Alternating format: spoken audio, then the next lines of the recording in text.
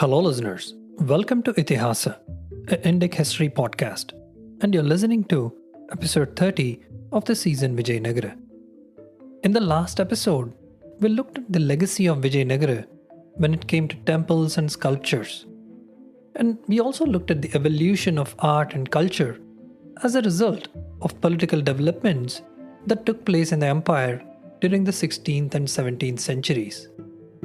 We saw how the life-sized royal images that became prevalent, especially during the decline of Vijayanagara and peaked by the time of post-Vijayanagara Nayaka era, were used as a means of projecting an aura of authority in an unstable and politically volatile era. They were a visual embodiment of the god-king relationship that had evolved in those times. In this episode, we will look at a very interesting and powerful motif that was widely used by Vijayanagara royalty, especially the Emperor Achyuta Raya, who was the successor of Sri Krishna Deva Raya. And this powerful motif was also embraced by Achyuta Raya's successors and later rulers of the Nayaka period. The motif in question is known as Gandabherunda. Bherunda means terrific and frightful, a species of bird in Sanskrit, while Ganda is understood to imply a hero or warrior.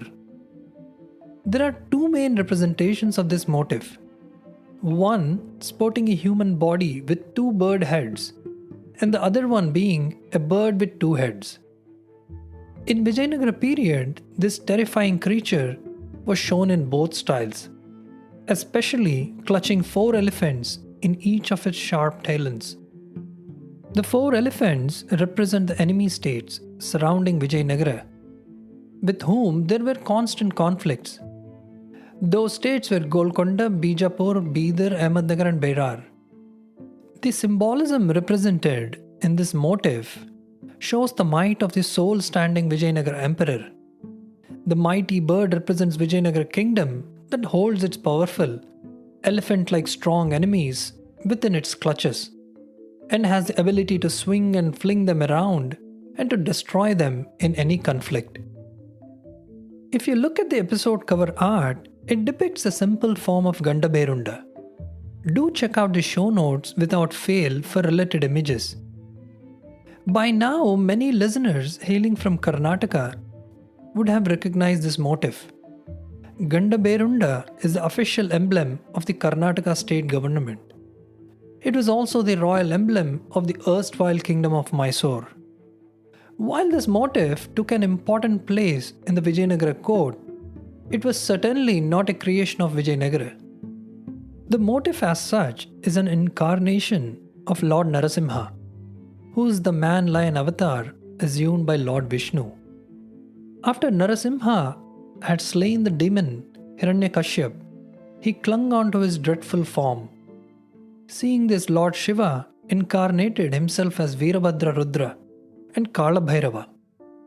But this was not enough to defeat Narasimha. Then Shiva transformed himself into Sharabha, which is part lion and part bird beast. This enrages Narasimha, the lion who transformed himself into Gandabherunda now, with two heads, a fearful row of teeth, black complexion and wide blazing wings. So Gandabherunda fights Sharabha for 18 days and is finally killed. This two-headed mythological bird is thought to have possessed immense magical strength, believed to be capable of fighting the forces of destruction. The bird is generally depicted as clutching elephants in its talons and beaks, demonstrating its immense strength. In some cases, it is shown holding a snake in its beak. While most depictions show a symmetrical image similar to the double-headed eagle, some images show it with long tail feathers resembling a peacock. The motif is also widely found in Indian textiles, seen in the saris on the body and pallu of especially the Kanchipuram saris. It is interesting to note that historically, such a motif of this mystical bird is also found on a mural that dates back to 3600 BC and Persepolis of the Hakkan civilization now in Iran. Another is found in an inscription at Bogaskoy, now in Turkey, dating back to 1500 BC. A twin-headed bird clutching two hares in its talons is found in Hittite temple in Turkey, dating back to 14th century BC. Later, a similar bird is said to have been an emblem of the mighty Greek and Roman empires. At one point, all Christian kingdoms in Europe formed a union and adopted the symbol of a two-headed eagle for their fight against Islamic invaders. The legacy and history of Gandabherunda goes long way back to the times of Kadambas, Chalukyas and Hoysalas, even before the advent of Vijayanagara Empire, which then later adopted the motif into its pantheon of royal emblems. The first reported usage of this motif during Vijayanagara period was around 1510 CE in the royal mint. In the 11th century, a Chalukyan king had adopted the title Gandabherunda as a title. And the following dynasties like the Chola, Hoysala, the emperors of Vijayanagara and the Nayakas continued to use the motif and its name as a title or crest or as a praise name. The reason for this choice lies within the concept of the Gandabherunda as a symbol of ultimate strength and virtue. In Hoysala times, the powerful concept of Gandabherunda was visually expressed by condensed narrative depiction of a line of animals superimposed one upon the other. And then this line is topped by the victorious two-headed Gandabherunda. The scene appears on two Hoysala monuments, the Channakeshava temple in Belur and Bucheshwara temple in Korvangala in Hassan district in Karnataka. The first known visual appearance of a Gandabherunda motif in South India is recorded to have occurred under Chalukyan rule, in the shape of an anthropomorphic representation. Anthropomorphic means it's the head of an animal and body of a human being. So there was this representation of it where the two bird heads are devouring human beings. In 1047 CE, the governor of Banavasi, named Chamunda Raya, had placed a column with this image on top, in front of the Jagadeka Malleshwara temple in the village of Belgami, also called Balligave, in Shikarpur Taluk, Shimoga district of Karnataka. Unfortunately, due to severe damage to this monument sometime in the past, this original monument was replaced by a replica in 1937. The donation for the construction of the original monument is recorded in an inscription found close to the site. The donor, who was a vassal of the Chalukyan ruler Someshwara I, is characterized amongst others by the title or praise name of Gandabherunda. Under the Hoysalas, the Gandabherunda continued to be represented as an half animal, half human being. The bird heads are slim, the necks long, and there are no elephants associated with it. The images can be found on memorial stones in Mandya district, Karnataka, and on the columns of the Arunachaleshwara temple in Tiruvannamalai. In Mandya district, Karnataka, the Gandabherunda appears on memorial stones together with a tiger, sun, moon, and a few other elements. The stones with their inscriptions are connected with Veerabhallala II. This Bhallala is not to be confused with the Veerabhallala III of the Foundation series. The king is introduced in the inscription with his usual titles and praise names. Amongst them is Gandabherunda. At the Arunachaleshwara temple in Tiruvannamalai, the Gandabherunda is found on two columns of the Nandi pavilion, one on pilaster and 7 times on the cornice of the Ballala Gopura, alternating with lions. These parts of the temple complex are associated with Veerabhallala III, who is from the Foundation series. Some boundary frames around Tiruvannamalai also feature the Gandabherunda together with a tiger, triangle, and a trident. The triangle represents the holy mountain of Tiruvannamalai, which held a special position as a holy place even under the patronage of the Hoysala dynasty. Similar images of Gandabherunda can be found inside the entrance walls of the Gopura on Eastern Chittirai Street in Srirangam. Above them, the title Kaliyuga Raman is incised, and in one instance, the Pandya emblem of two fishes, a scepter with a curved top, is visible. As per archaeologists, this depiction is associated with the Pandya king Jatavarman Veerapandya, who ascended the throne in 1253 CE and used the title Kaliyuga Raman. In this case, the motif Gandabherunda is clearly connected to a specific person, symbolizing his strength and virtue and offering protection to the entrance of the sacred compound. If one draws conclusions based on such a few examples, it seems that the use of this motif Gandabherunda in Hoysala and Pandya times is closely linked with a sovereign king, denoting him as a virtuous, powerful, and protective individual. Coming to the Vijayanagara sites that display this motif, the Tamil Nadu Government Museum houses a relief, originally from Kaveri Pakam, showing an anthropomorphic Gandabherunda with wings groping an elephant next to the official Vijayanagara emblem of a sword and a boar. Considering the stylistic similarity of the Gandabherunda with the Hoysala images, in combination with the sword and varaha or the boar emblem, this relief is tentatively dated to the late 14th or early 15th century. In the 15th century, the Sangama ruler Devaraya II Vijayanagara used the title Achyuta Gandabherunda, which means a Gandabherunda amongst a crowd of elephants, on some of his coins. And this is the first explicit connection of Gandabherunda with elephants. More depictions of this mystical bird can also be found on the 15th century Prakara wall of Mallikarjuna temple in Srisailam. There are 3 depictions of the anthropomorphic Gandabherunda on the southern side. The construction of the Prakara wall is thought to be of the Sangama period. However, some scholars link it with Krishnadevaraya in the first half of the 16th century. In 2 of the Gandabherunda reliefs found here, the double-headed eagle is gripping elephants. Another one carries lion-like animals in its beaks and hands.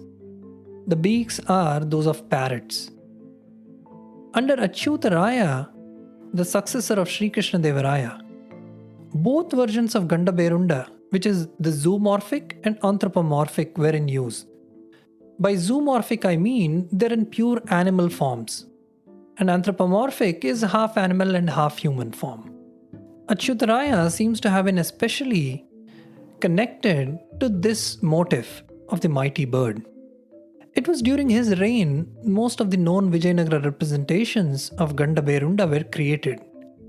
They were most frequently used as emblems on the coins, also as a necklace ornament of the huge Nandi and Lepakshi, on the column of temples like Bhimeshwara temple in Kaivara, Tirumalanada temple at Alambagiri, Markandeya temple at Vakkaleri, Tiruvengalanada temple at Hampi, on ceilings of the Kalyana Mandapa of Vittala complex at Hampi, and next to the entrance gates of the Nageshwara temple at Kamalapuram. Most of the times, the Gandabherunda images were either shown from side or they were displayed in a heraldic design.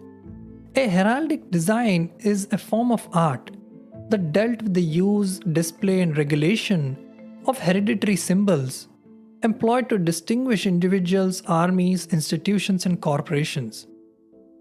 And the usage of this heraldic design in Vijayanagara art and culture might have resulted from contact with the Portuguese in the early 16th century. Interestingly, the Portuguese were connected by marriage with the Habsburg dynasty in Europe, and which used a similar double-headed eagle as an emblem. It's also worth mentioning that the anthropomorphic image of Gandabherunda for some reason was not in use in the western part of the Vijayanagara Empire, in that it was abandoned after the reign of Achyuta Raya. Then there is also a strange variant of the Gandabherunda image found in Tadipatri, Andhra Pradesh. It consists of a bird with two horse heads. The horse heads seem to devour small elephants, and the elephants also appear under the feet of the bird. This depiction can be seen in the decorative elements framing the entrance of the unfinished Gopura of the Bugga Ramalingeshwara temple complex that was constructed during the Tuluva period. Further to the south, the Nayakas of the 16th century, vassals of the Vijayanagara kings, also used the Gandabherunda as an emblem, preferring the zoomorphic version, especially in the heraldic design. Examples are to be found at the entrance gate of the fortress of Chitradurga, on the ceiling and on the outer wall of the Veerabhadra temple in Keladi, and also in the Pattabhirama temple in Jinji. The Nayaks of Mysore and their descendants kept the Gandabherunda as title and emblem till the 20th century. On the ceiling of the Veerabhadra temple in Keladi, a zoomorphic Gandabherunda is displayed in a heraldic manner. It is the emblem of the Keladi Nayakas. The Gandabherunda here carries a lion-like animal, entangled with elephants in its beaks and claws, and hence representing the ultimate triumph of the Gandabherunda over the combined animal forces. A similar version of the Gandabherunda can be encountered on some antique textiles, sharing a common color scheme, the same manufacturing technique, and a limited range of patterns. Iconographical and stylistic features point to South India as a place for manufacture. These antique textiles had survived for centuries as treasured heirlooms of some noble families on the islands of Timor and Sulawesi in Indonesia. They seem to have reached there as part of the intensive textile trade between South India and Indonesia. The carbon-14 analysis on 4 of these textiles have produced possible dates of manufacture between the 15th and 16th centuries or early 17th century, which would place them under Vijayanagara or post-Vijayanagara Nayaka era. The textiles are very long, measuring more than 4.5 meters. There are 2 design panels on each textile, which are complementary to each other. If joined together, this would produce an almost quadrangular canopy. There are images of Gandabherunda and elephants associated with it. The bird is depicted with bulging eyes and ferocious teeth, gnawing away at the tiny elephants with their bejeweled harnesses. Since this outstanding depiction of the motif was unknown in Indonesia, it may be assumed that the textiles were produced for local use in India, as ceiling canopies or backdrops either in a temple or in a palace. If one considers the number of Gandabherunda representations, it is striking to note that this image does not occur very often, even taking into account that only a small part of the examples have survived, and others might have been either overlooked or damaged. But considering that other animal-bird motifs, for instance a lion or the Hamsa, are found on almost each and every temple in South India, the Gandabherunda is indeed a rather rare ornament on monuments. And with this, we shall end this episode, and I sincerely hope the listeners enjoyed this short episode on the important motif of Gandabherunda and its importance in not just Vijayanagara but also the rest of South India. If you did like this episode, please hit the subscribe button and leave a rating and a review wherever it is that you're listening. A huge thank you for taking the time to listen to the show. I hope to see you soon in the next episode. Till then, this is Narendra Vikram, your host and narrator signing off. Hope you have a great week ahead.